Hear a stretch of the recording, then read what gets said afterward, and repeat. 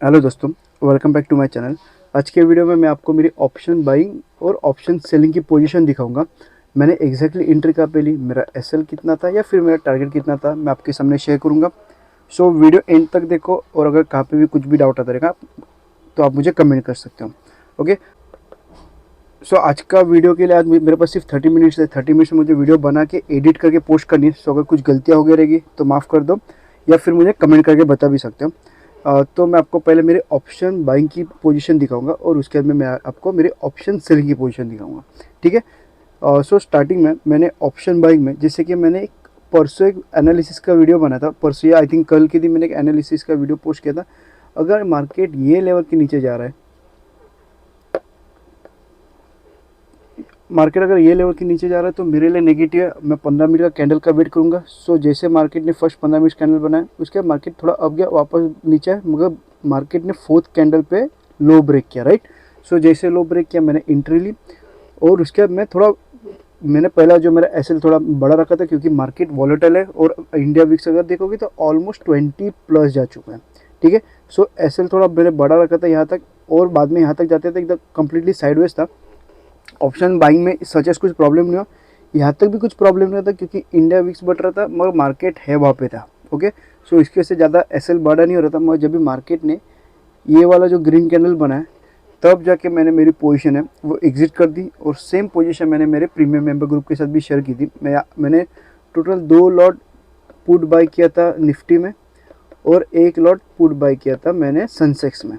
Okay, सो मैं आपको exactly position बताता हूँ और एंड में हम लोग मार्केट एनालिसिस भी करेंगे और मुझे ऑप्शन सेलिंग में गलती से प्रॉफिट कैसे हुआ या फिर क्या करके मुझे प्रॉफिट हुआ मैं आपको बाद में बताऊंगा। सो वीडियो एंड तक देखो। मैं आपको पहले मेरी पोजीशन दिखा देता हूँ। अगर आप ऑप्शन बाइंग का देखोगे तो 24,700 का मैंने पुट बाई किया था। 17 मार्च की एक्सपायरी थी। मैंने टोटल 2 लॉट के साथ ट्रेड किया था, जिसमें मुझे 2,947 मतलब ऑलमोस्ट अगर राउंड नंबर पकड़ लो 3,000 के आसपास मुझे लॉस हो गया था। ओके, उसके बाद सेंसेक्स में ये जो 179 रुपीज़ का जो लॉस दिख रहा है वो मैंने गलती से एंट्री ली थी, क्योंकि मैंने करंट एक्सपायरी के ली थी और इंडिया विक्स बढ़ रहा है। सो मेरे हिसाब से नहीं चाह रहा था कि मैं मार्केट अगर थोड़ा भी साइड हो जाए तो ये जो 310 जो भी प्रीमियम था वो कम्प्लीटली ज़ीरो हो जाए, क्योंकि कल एक्सपायर है तो 50% भी अगर ड्रॉ डाउन हो जाएगा तो मुझे एक अच्छा खासा लॉस हो सकता था। सो उसकी वजह से मैंने यहाँ पे वो पोजीशन एग्जिट कर दी इमीडिएट। और उसके बाद मैंने 78,000 का पुट मैंने 12 मार्च का एक्सपायरी कर लिया, जिसमें मुझे 1,800 के आसपास लॉस हो गया। मतलब ओवरऑल अगर आप पकड़ोगे तो 2,000 के आसपास का मुझे सेंसेक्स में लॉस हो गया। ओके, और निफ्टी का जो 24,000 का जो पुट है उसमें मुझे 273 का लॉस हो गया, जिसमें मैंने सिर्फ एक ही लॉट मारा था, वो भी 315 के आसपास मुझे सेटअप मिला हो रहा है। ओके, सो एग्जैक्टली मैं बता देता हूँ मैंने वापस एंट्री क्या पे ली। तो 315 के आसपास मुझे वापस एक बार सेटअप मिला, उसके वजह से उसमें 273 के आसपास का लॉस हो गया। और अगर आप ओवरऑल प्रॉफिट लॉस देखोगे तो 5,200 के पास मुझे आज ऑप्शन बाइंग के अकाउंट में लॉस हो गया। कल मुझे आई थिंक 7,000 के आसपास प्रॉफिट हो चुका था। ओके, सो मेक श्योर इतना ही करो कि जब भी आपका प्रॉफिट हो आपसे आपके लॉस से ज़्यादा होना चाहिए। ठीक है, अगर आपका लॉस अगर आपके प्रॉफिट से ज़्यादा है तो आपका रिस्क रिवॉर्ड इतना परफेक्टली मैनेज नहीं होगा। सो जो भी करो एक परफेक्ट रिस्क मैनेजमेंट के साथ ट्रेड करो, जिसमें आपका रिस्क रिवॉर्ड कम से कम 1:2 या फिर 1:3 होना ज़रूरी है। ओके, मैं आपको एंट्री बताया तो मैंने एग्जैक्टली थर्ड एंट्री कहाँ पे ली।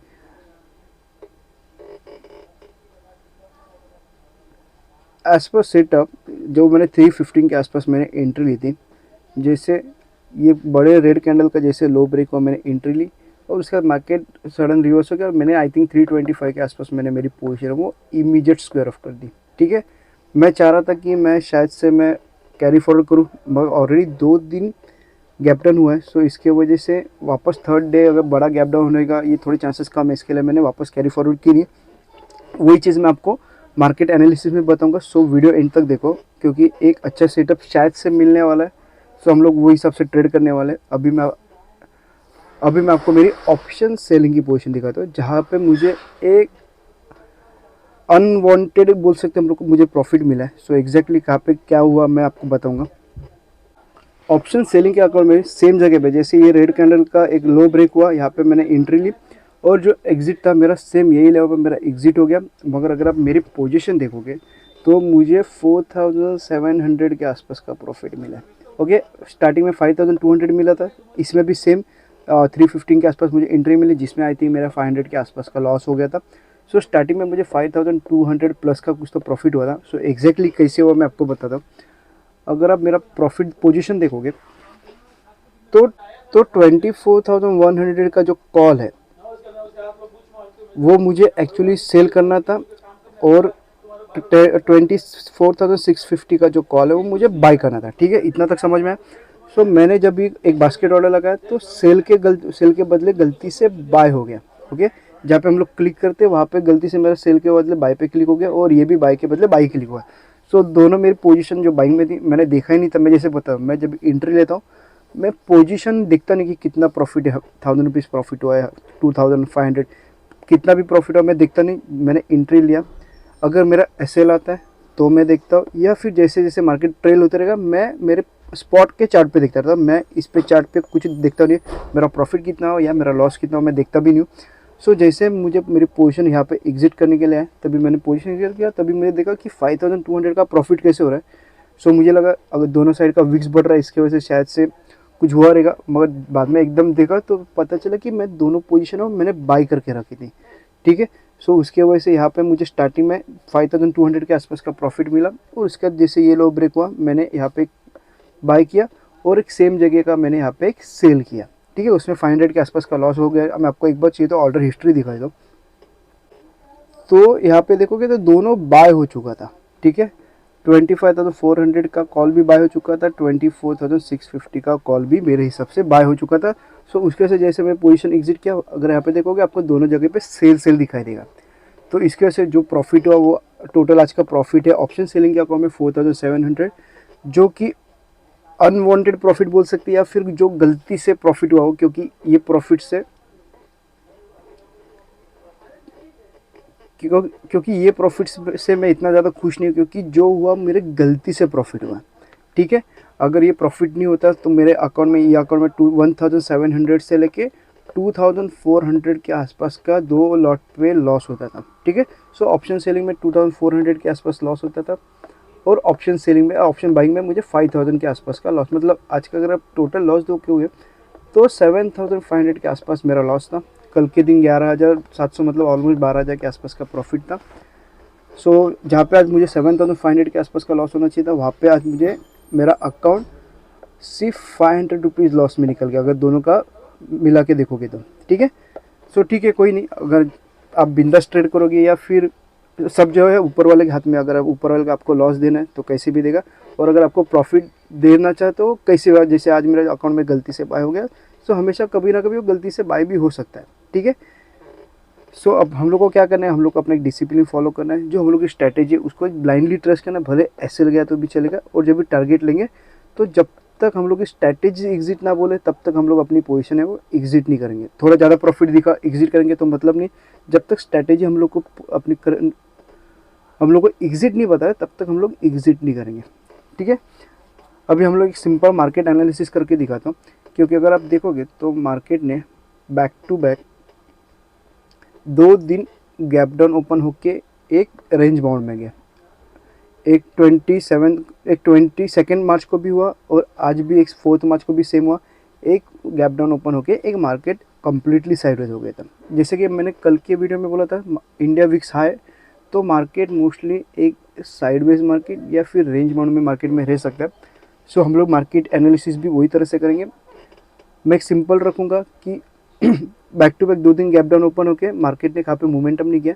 सो कल के दिन एक ज़्यादा चांस है कि अगर कल मार्केट गैप डाउन ओपन होता है तो एक अच्छा खासा ट्रेंड ही मिल सकता है, क्योंकि 2 दिन market sideways gap down sideways होने के बाद market same pattern continue use नहीं करता। सो कल क्या होएगा, अगर समझो गैप डाउन ओपन होगा, ये लेवल के नीचे कहाँ पे भी अगर मार्केट रेड कैंडल क्लोज करता है 15 मिनट का, उसका लो ब्रेक होगा तो मैं डाउन साइड में एंट्री लूँगा।